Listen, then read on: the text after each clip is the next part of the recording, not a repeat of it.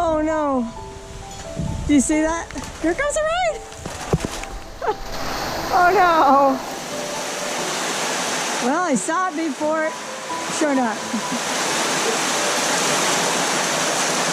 I guess I'm not going to harvest anything yet.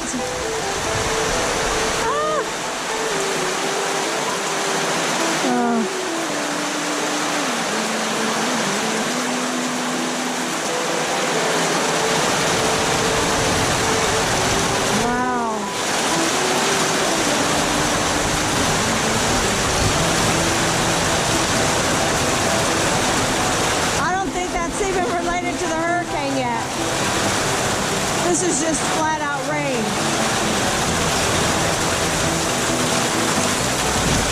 Oh. All right, I'll be back when it stops. YouTube family, hope everything's going well for you. I was just getting up this morning to news that we're going to be hit with a Cat 3 hurricane. So we have been doing a little prep yesterday, and we're definitely going to do a lot of prep today. And I thought I'd walk you through the steps that are relative to suburban homesteading and or a little hobby farming. I just have chickens, a bunny, and dogs, and a lot of garden. So I hope you enjoyed this video. I hope you find some of the things in it useful. Certainly it doesn't include everything, but it does, you know, help me to stay organized, and maybe it's something you need to as you may be facing a hurricane or tropical storm in your area, and you have pets and things like that. So if you need information for horses and livestock, this is not your place for that, but I know there are great YouTube videos out there for that. I did horse rescue for 5 years, and so there's great information already on YouTube.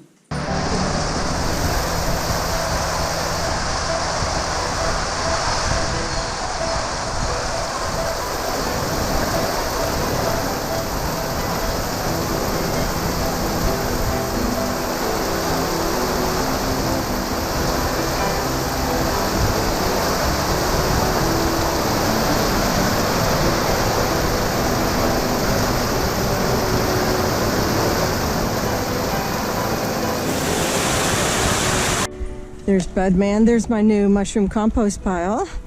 Got 3 yards over the weekend. And so, you might have heard of this storm called Dorian coming, Hurricane Dorian.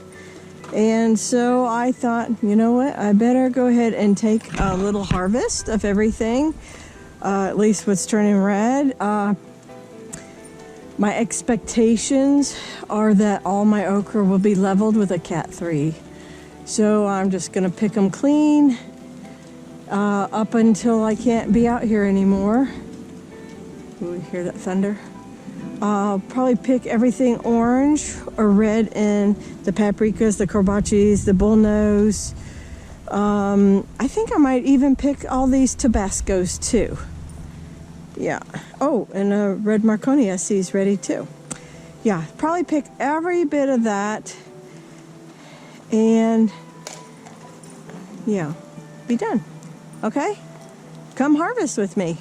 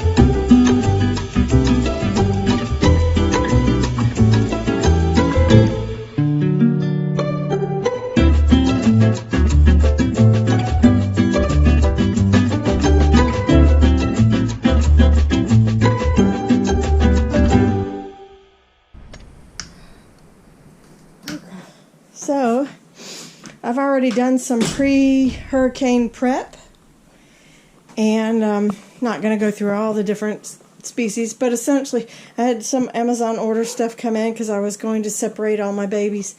So all that came in. I may still do that if the weather's permitting, and I don't think the winds are high enough to knock a branch. But essentially I'm just stacking plants here, there, here. Furniture's all in here. I pulled in some of my black ground cover, and I'm going to probably pull in the rest of it that's right there. Pull a couple plants. For the most part, everything, like the little, oh, there's a hummingbird feeder I forgot right there. Got to pull that in. Oh, the Tabascos too. Forgot about that. I may go back. Nah, let's do that. They're so beautiful. Actually, they're falling right off. Don't even need the scissors. This makes that very easy.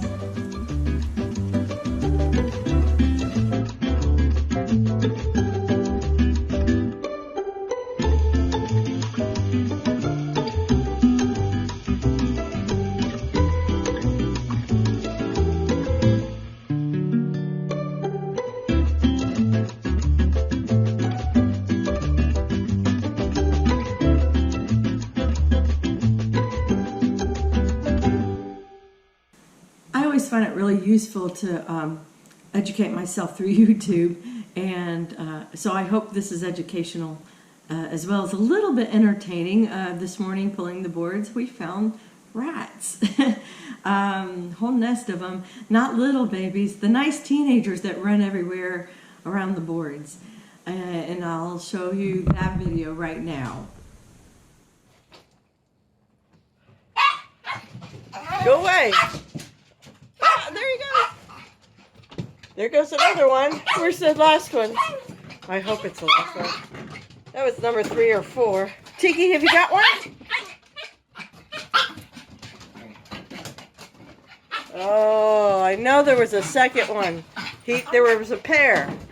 There he goes. Oh, up the post, on the back. Now they're all overhead in here. Oh, gross.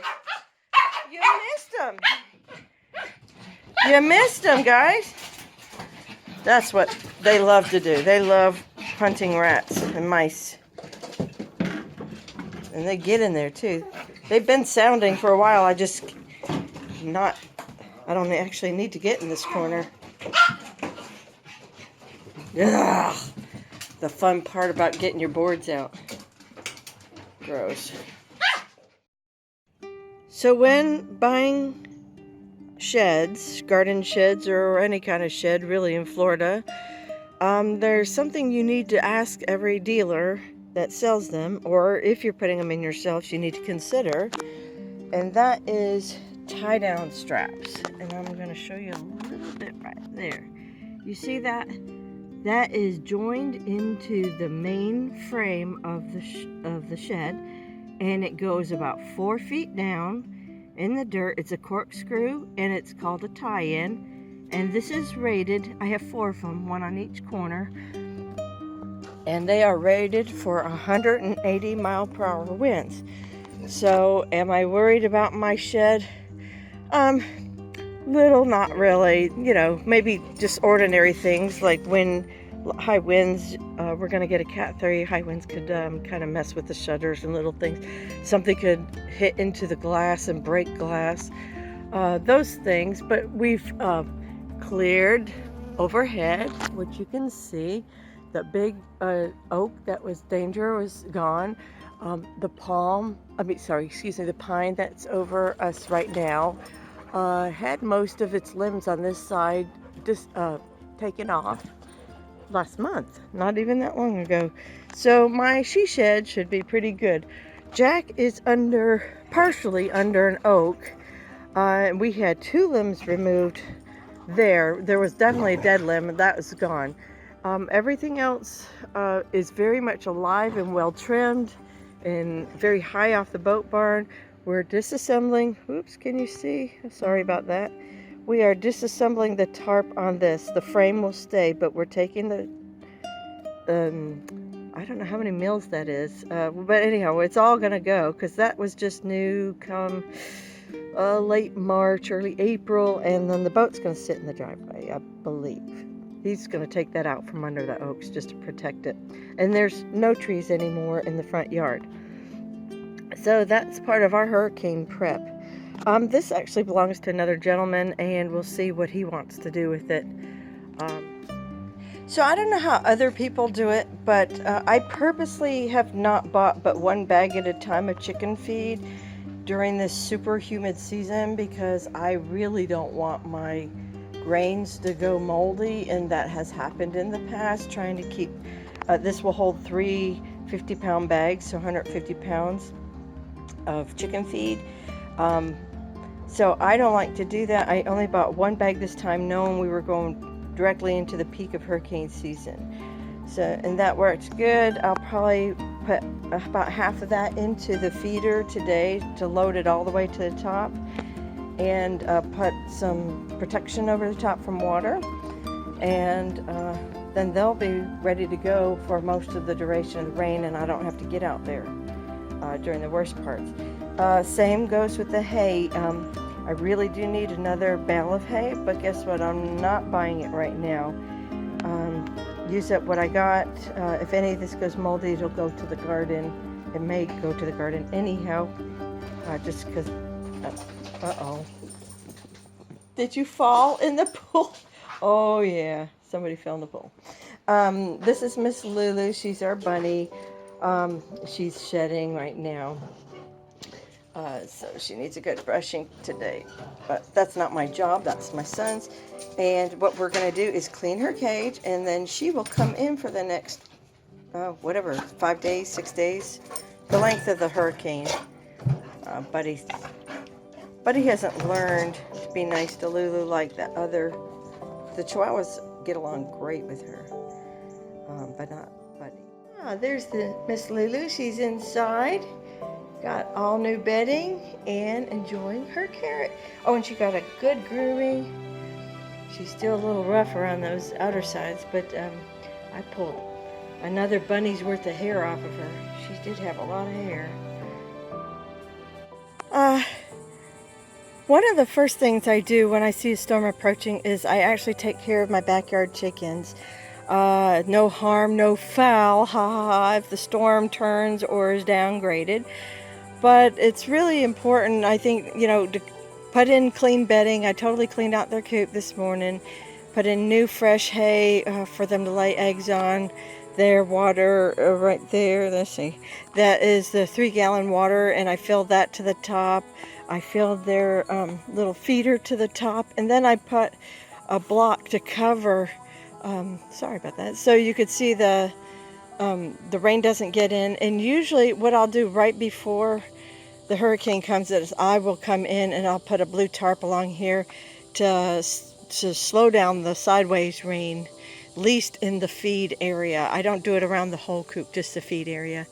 And I also went in there, and they have a window for ventilation, and I closed that up because I have noticed it in past mistakes, past hurricanes, that I have left it open and it just rained like cats and dogs inside the coop, which was not good conditions for them. And they still have ventilation, not only with that hole, but up in here they will have this little window, and then they have a door over there on this side of the coop. Now it's cracked. There you go, you can see it, but it does allow for airflow, and trust me, when air is flowing about 115 miles per hour, it's enough. So anyhow, oh, and I also, their ground was getting a little high from where they take their dust baths, so I cleared all that out and made nice level ground, so hopefully we don't have any lakes within the coop. Hey girls, are you all ready for the hurricane now? Yeah, I thought you were. Okay, so that's all I have for you this morning, and I want to get this out quickly, and I will, maybe if I still have power, I will go ahead and upload one more video before Hurricane Dorian hits our house and area. So these things tend to wobble. I don't know where it's going to land, but we prepare nonetheless. So God bless, and I'll see you in the next one. Hopefully.